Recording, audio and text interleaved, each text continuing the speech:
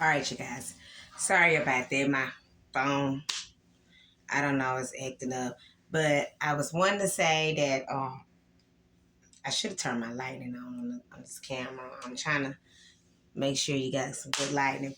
But I'm going to make a long story short. I was talking to you guys about my 19-year-old, my 20-year-old, my 22-year-old. My daughter called me a couple of days ago, and she was letting me know that the guy that I was buying the house from had wrote an eviction letter on the house.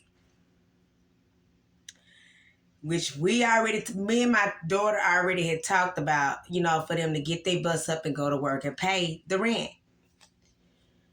So, or the mortgage, whatever, because I'm buying the house. So, I said, what you calling me for? I said, y'all continue to let me lose things, and I'm sick of it. Like, if I gave you something, you should have been taken care of. You should have said, okay, I'm going to make this my own house. My mama gave it to me. I'm going to keep it. I'm going to have it. I'm going to fix it up. I'm going to do what I need to do, and, to keep it up to make my mama proud. But, it's like, when she told me that they got an eviction, and it's like to the point I couldn't say nothing. It's like I'm just in awe. I've been purchasing this house. I've been in it for almost 5 years. Before I moved out of it, I was in it for 5 years, and I paid this man all the way up until 5 years faithfully. And you gonna put an eviction note on my door, and then it's around Christmas, and my kids is just there. Like, I'm to the point, y'all, this world is so cold-hearted. It's to the point I don't care no more. I'm to the point I'm tired of dealing. I'm literally tired of dealing with people that's cold-hearted, ain't got no heart. Everybody's about money.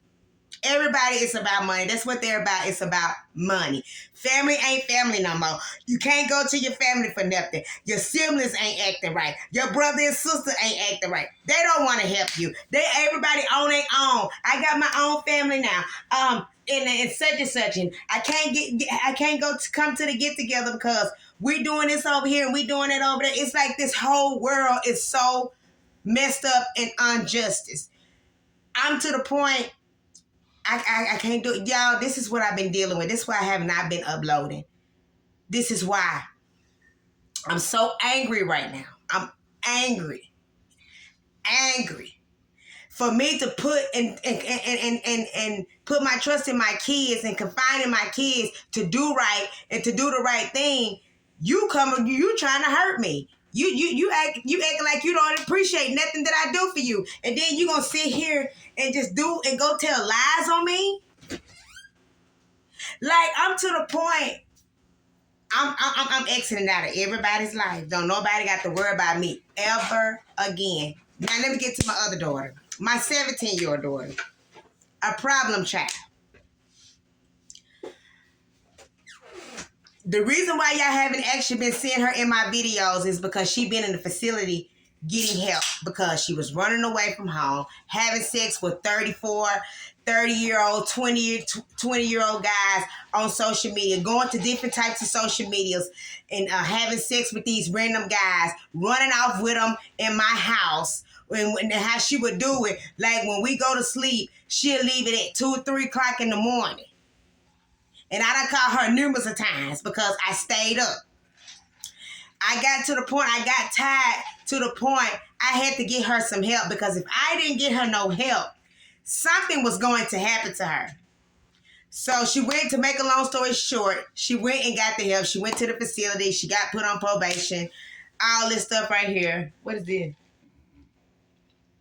What you mean you don't know? Taste.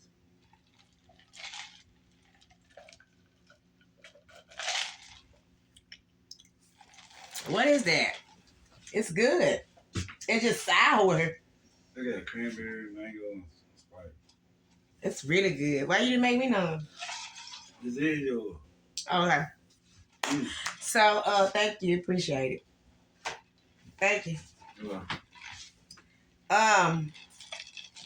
So, when I got her help, she stayed in the facility for 8 months. Daddy ain't been in her life. All he been doing, like when I told her she was in the facility, he didn't say nothing. He didn't try to come down here to see her. Didn't even write her no letters. I wrote the letters. I went down there and seen her, brought her home when she had the passes. Didn't even offer her no money. Didn't get her nothing. I did all of it. Me.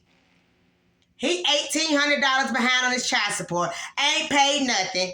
Way before ahead of time, this dude got 2-3 felonies or whatever. I had custody of my daughter. So he never did have custody of her. So after all that had happened right there,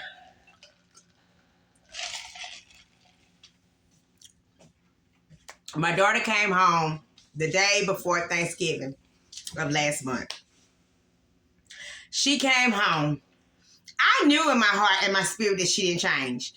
But I gave her the benefit of the doubt. But I knew she did not change. We went to the graduation where she graduated, finna come home from the facility. She did all this crying, this putting on, read the paper. They wanted her to read a paper to me. Mama, I just want you to know I'm sorry for everything that I did. I love you so much. And I just want us to start over and start new. And I'm gonna better my life, and I'm gonna do this. Just stories just made up, you know. And I just sat there, and I looked at my husband. He had tears in his eyes. And I said, he's sitting over there crying for nothing. He had tears because it didn't move me. Because I'm not no dummy. I got spirit of discernment, and then you can't fool me for nothing. But we came home. I had everything ready for her. I did her room up, bought her little curtains. She had a little bedspreads, all of that. I mean, Okay, I actually just woke up just now, and I'm in my daughter's room. And I actually walked in here to see what she woke, and this is what I got right here. And I called her name out to see what she showed, and she never responded. So this is what I got. A dummy in the bed. So I'm recording this today because this is what's going on right here. This is what I go through. Lies. All right. As you can see, she made a fake dummy. So I called her little advocate, told her she was missing. After I got through off the phone with her, I called the police, let them know that she was missing. I thought something had happened to her because in my mind, I'm thinking like, okay, if she went away, she would have been home before we even wake up, because that's how she operates. She'll try to get home before we wake up so she won't get in trouble because she's on probation. So she got home. She left, I think, for my thinking, she left at 3 o'clock that morning and didn't get home till like 4 o'clock that afternoon. So she finally came home. I was worried there because I thought something had happened to her. I like, Lord, please don't let nothing happen to her because I don't know what I would do. Make a long story short, she came home. She knew the door was locked because she left the door unlocked.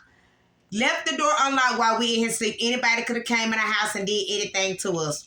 Don't care. She don't even care.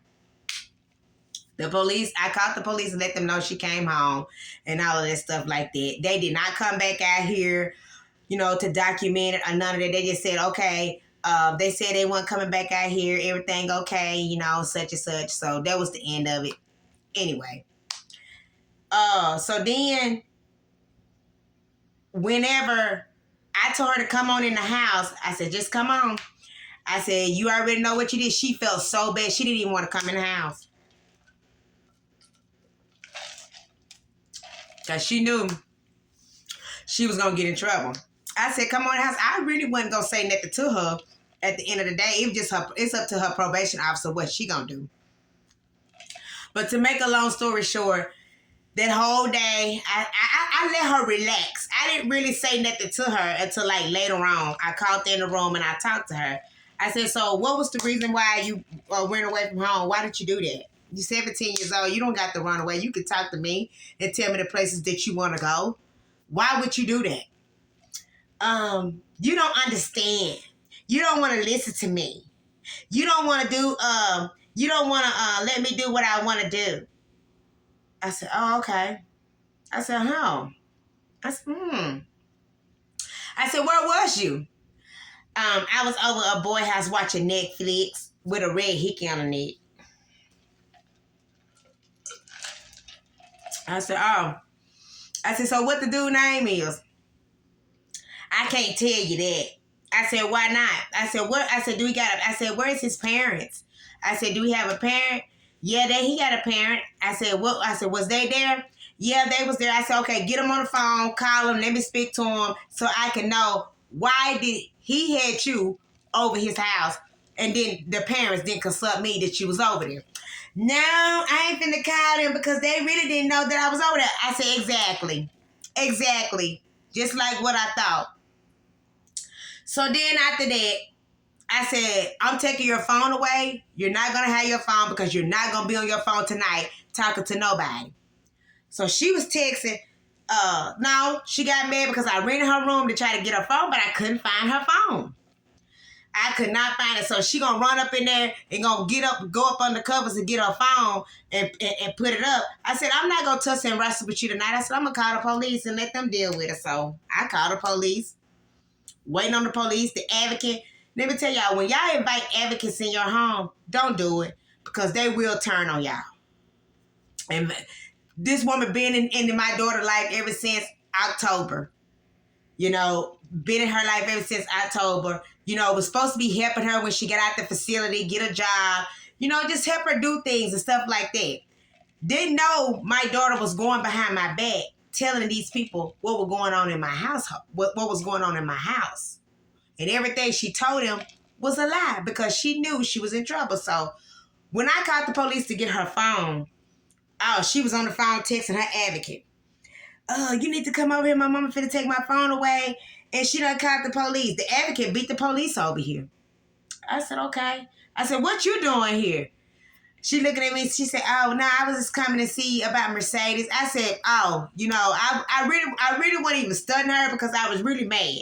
So the police walked up in the house, went back there. I mean, he told me, he said, what's going on? I said, my daughter's back there, won't give me her phone. And I told her I want her phone because I'm tired of her texting boys late at night. So he went back there. He said, okay, I'm going to go back there and talk to her. He didn't know anything about the girl that came in the house. She was an advocate from the DHR because she was helping her, you know, to get started back on her feet again, to try to help her, to let her know, you finna be 18, I'm going to show you, you know, just try to help her. But she was on her side and wasn't on my side. Mm-hmm. So, after that, make a long story short, because I'm finna make it short, because it's long. The bottom line of the story is, my daughter got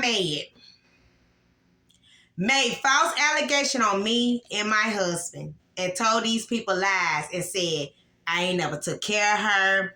We ain't got no food in the refrigerator. I wasn't here. We leaving her at home. Girl, you 17 years old. If I got to go to freaking work to have a roof over my head, that's what I'm going to do. And you 17. Nah, you 17 years old. Then she goes on to say, I'm doing drugs. I'm this, I'm that. Knowing good well I ain't doing no drugs. I said, Lord, I know this ain't true. There was a knock on my door. So I went to the door. I said, dang, who knocking on my door? This is at the police today. This is the next day. Yes, I'm from the CPS, and I was just calling because we got a report about your daughter. I said, come on in. I said, so now y'all got a report because my daughter sitting up there telling you lies because she knows she got caught because she ran away and she knows she violated her parole. So now she trying to make a false allegation against me to make it seem like we this and we that. And y'all sitting up here believing this? I said, so the woman came in. She said, well, we got to make sure you got food and your lights and your water and stuff turn on. Ain't the lights on? Don't y'all see my lights on? I got water. I mean, come on. Like, why would you do this to me? Out of all I did for you doing this over for a dude. You doing this over for a guy. So, the woman told me, well, I'm going to bring her back because we couldn't find no reasonable cause to bring her out, to get her out the house. To take her away from you. So we're just going to bring her back. I said, no, ma'am. You're not bringing her back to my house. Because for one, why would I want her come back to my house after these false allegations anyway? And two, how I know that she may do some more false allegations against me and my husband. I said, no, ma'am. I said, no, you keep her there. And I said, we can go from there. I said, she can go to her daddy house or she go to my mama house because I'm not dealing with it no more. I said, I can't do it no more. I said, because first of all, what's going in my house, this is my business. I do what I want to do in my house. I'm a grown woman. I don't need no kid to tell me what I can and can't do and what's going on in my freaking house. I don't know where you come from, what planet you came to, but this ain't the one. You're not going to do me like that. Plain and simple. So, after that,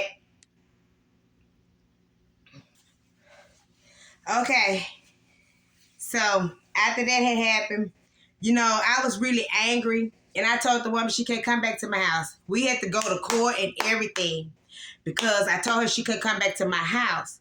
So they make it try to seem like, when they told her daddy he seen the allegations, that was against us, he was telling her, he was looking at us stupid. Her daddy came up there, her grandmama and her auntie. What y'all coming up here for? Ain't ever been in her life, ain't never did nothing, but you want to come up here now because y'all want to make a little scene, make it seem like just because I'm turning my custody over to him because I didn't want her back in my house no more. Oh, you think you're doing something now? Ain't paid not damn child support or none of that. They did me so dirty and they did me so wrong up here at this courthouse to the point when I went to court the next morning. I didn't even know I had to go to court until 2 o'clock that afternoon. I couldn't even get a lawyer. They wouldn't even allow me. They tried to appoint me a lawyer.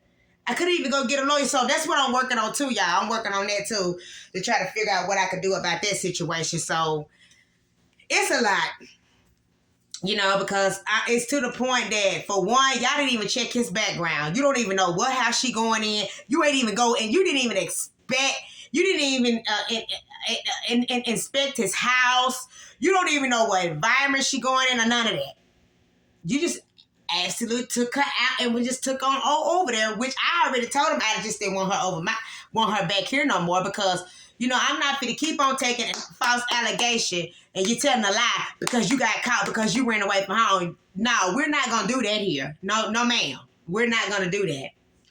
But so after all of that happened, y'all, me and my husband, we felt so humiliated so much to the point I was so angry just sitting there. I was talking to God. I said, Lord, I am so tired of these evil people getting the upper hand. I said, I'm tired. I said, it's to the point that these people is doing so much crooked. Y'all, when I tell you it's so many people doing crooked stuff in this world, every time you turn on the every time you go to social media, whether it's YouTube, Facebook, all you see is kids killing their parents. All you see is these little teenager girls dying and getting shot by their boyfriend. They too young. I just seen the other day this little boy killed his mama because she wouldn't buy him a headphone set. Then I see that another little boy beat his mama with a cell phone, but I don't even know why he did that. Y'all, if these kids do not get no type of parenting, if they don't get no type of help, it's fixing to get worse in this world. When my daughter did what she did to me,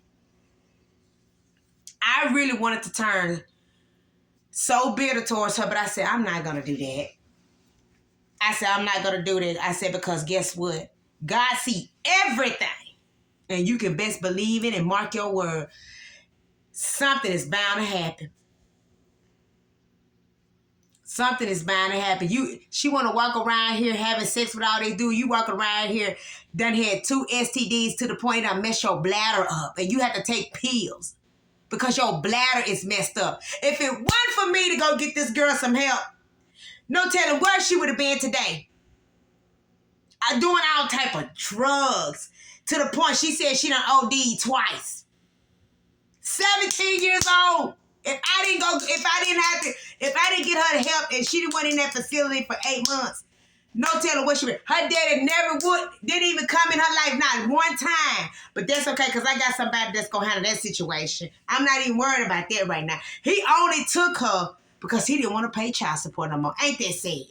A sad situation. You took her in because you think you're not going to pay child support no more. That's the only reason why you took her. You a dirty, low-down, dirty dog, if I hate to say such. Dirty. When I tell you this world is done got awful, it's awful. I'm to the point, I don't trust nobody. I'm so mad and angry right now, to the point, this is the reason why I haven't really been uploaded, because I'm angry. I'm angry. Because we're living in the Bible says that these kids was going to do all this stuff. They're going to have their parents locked up and killed. And you putting some false allegations on me? For what? When I took care of you. But I promise you, your reaping days is going to come. You can believe that. I promise you that. And then what's so bad about it, y'all? When I was just sitting in the lobby, in the courthouse, I see my daughter going down the hall, and guess what she did? Looked at me and laughed. When I tell y'all we're in our end times, we are in our end times, y'all. Every year when it come around, I hate December. And I hate, the 2 months I hate is December and January, because those are the 2 months that people die and a lot of things, bad things happen. It used to be to the point when the New Year's come, I used to be excited. But now I'm not excited, because it's either death, something that happened, and this world is getting way worse. When I tell y'all that we're in our end times, we are in our end times, y'all. Look at all the killing on the TV. Look at all these people dying. Look what happened to Sequilla. How these folks just shot this girl, Polar girl, up to kill her. For what? Over jealousy? You can't even go outside, go to the store. You can't go nowhere for somebody either shooting or they don't even like you. You can walk in the store and somebody having a bad day and they taking it out on you. And these kids think they so freaking grown, they getting on social media, disrespecting their parents, saying all type of stuff, saying that they ain't did this and they ain't did that, but just because they want the finest material stuff. They see these rich folks buying these kids, spoiling them, getting all this. It ain't helping these kids now, because these other kids are saying they stuff and they want it, and then they acting towards their parents. If their parents don't get it, either they gonna kill them or they gonna act a fool. This is the world that we living in. But there's gonna come a time when God sent Jesus to crack those clouds open, and when he do, it's gonna be some sad people in a sad situation. Because everybody that run around here with all this pride and thinking they doing something, you will get accountable for everything you did on this earth. And God is not gonna let not one sin pass him by. You're going to get account for everything that you done. Y'all, I'm so angry right now, I can't even think straight. I don't even want to have nothing to do with my family, not nobody. Do you hear me? Nobody. I'm to the point I'm angry. Us black folks ain't sticking together. Y'all sitting up here knowing we need to all stick together. These other people sitting up here laughing at us. That ain't even the color of our skin. They laughing at us. Because all we doing is killing one another, going against one another, being jealous, and all this other stupid, dumb stuff. Because black folks is money hungry, man. They money hungry.